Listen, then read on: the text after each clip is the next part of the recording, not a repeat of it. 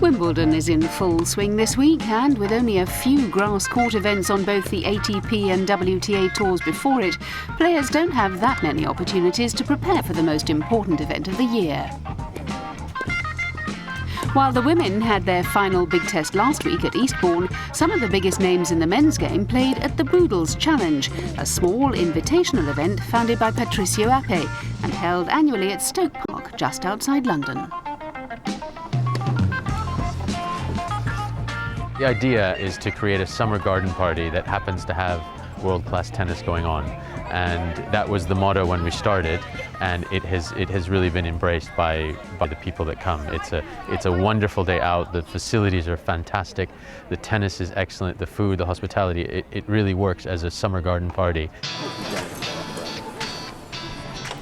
At the Boodles, punters enjoy pims, strawberries and bubbly, as well as a little rain, all staples of a classic British summer.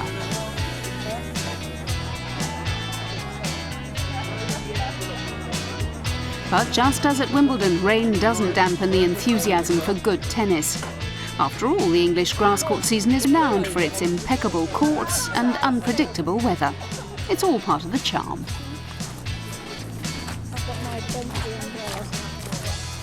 And those who endure the showers and unseasonably low temperatures are rewarded with some excellent tennis. In this, the 10th edition of the event.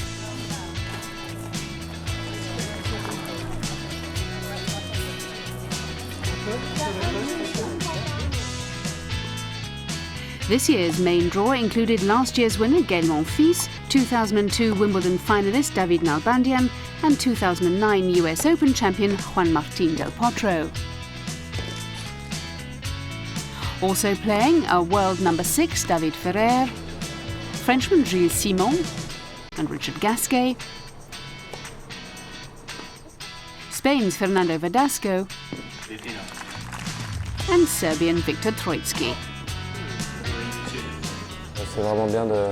I think it's really good to have exhibition matches like these in your schedule.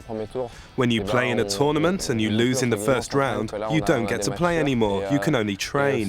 Here, however, you're guaranteed matches and you can be a bit more daring. We do take the matches seriously, but you can try out more tactical things.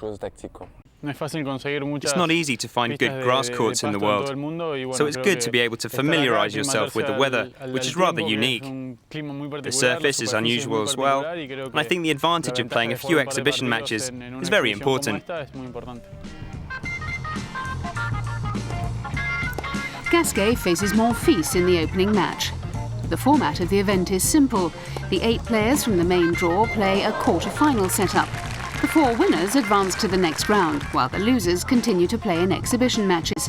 That way, everybody has a chance to play several times and get used to grass. Your whole body feels different when you play on grass. It's a completely different way of playing. You go from long rallies to having to react to every point to being quite aggressive. It's not easy to make the transition from clay to grass. Gasquet gets the better of Monfils in an entertaining match.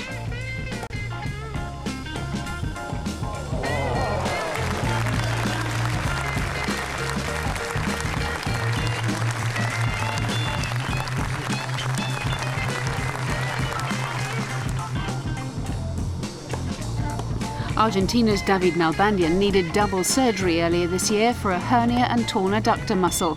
But in his opening match, he looks in great shape and shows his opponent Viktor Troicki why he was once world number 3.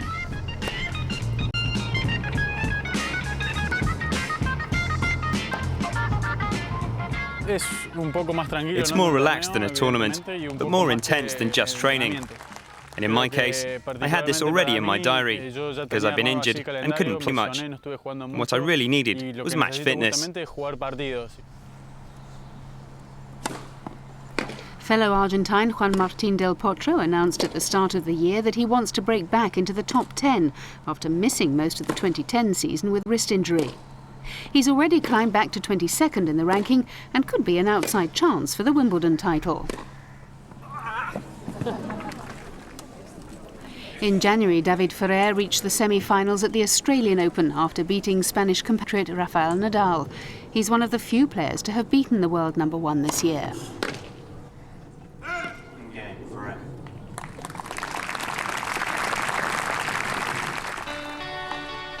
The biggest attraction of the week is Novak Djokovic, who plays an exhibition match on Thursday.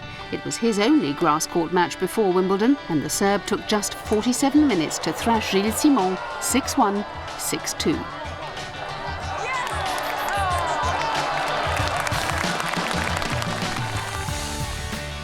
Djokovic has had an impressive year with 41 back-to-back wins. But in spite of this phenomenal run, he still remains second in the world ranking. This is as far as I went on the rankings, and I'm definitely very satisfied with the way I've played in the last 6-7 months. It's been the best period of my career, so I'm just trying to keep the momentum going, keep on playing well. Grass court season is very short for all of us, so we are trying to get ready for Wimbledon, which is the most important tournament. Djokovic won his second Australian Open in January, but remains very much in the distance when talk turns to the big guns, Roger Federer, Rafa Nadal. I agree that they always raise their level of performance, especially in the big events and the Grand Slams. I mean, they're great champions. You know, the results that they have achieved in the past 5-6 years, they're saying everything. I mean, they're so dominant.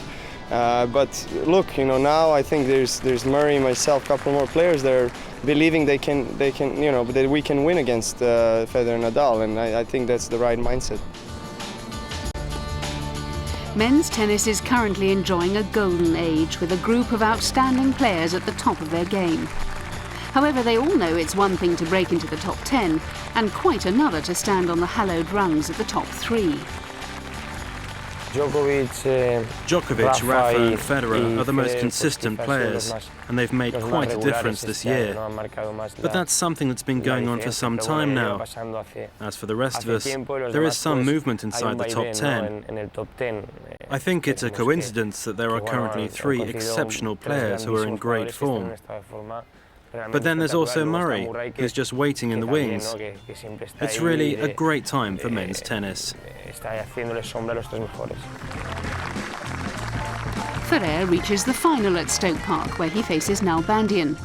Play is interrupted 3 times for rain, giving both players a taste of what's in store at Wimbledon this week.